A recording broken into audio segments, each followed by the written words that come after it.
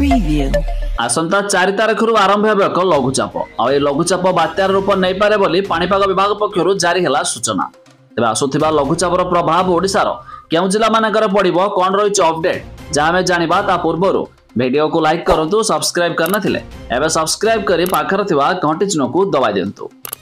आसंता 4 तारिख रे पश्चिम केंद्रीय बंगोपसागर रे आउ एक लघुचाप सृष्टि होई पारे। यह समुद्र रे 4 दिन रही बल जुटाइबा परे अवबात रे परिणत हेबो। यार प्रभाव रे 7 और 8 तारिख रे 2 दिन नुआपड़ा नवरंगपुर कलाहांडी कोरापुट रायगढ़ और गजपति किसी स्थान में प्रबल वर्षा हेबो। वरिष्ठ पाणीपाग विशेषज्ञ प्रोफेसर सुरेंद्रनाथ पशुपालक यह पूर्वानुमान करिसेंति। पश्चिम केंद्रीय और संलग्न उत्तर आंध्र प्रदेश दक्षिण ओडिशा रे सृष्टि होइतिबा अवपात एवं उत्तर उत्तर पश्चिम दिगरे गति करुछि।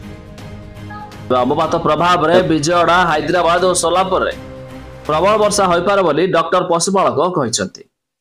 तेज अवपात राज्य में आसंता 3 दिन जाए उपकूल ओडिशा समेत दक्षिण ओडिशा रे स्वल्प वर्षा होई पारे। तबे एही सब स्थान रे हाराहारी 30 रु 35 मिलीमीटर वर्षा हेबा बोली से मध्य कहिसेंति।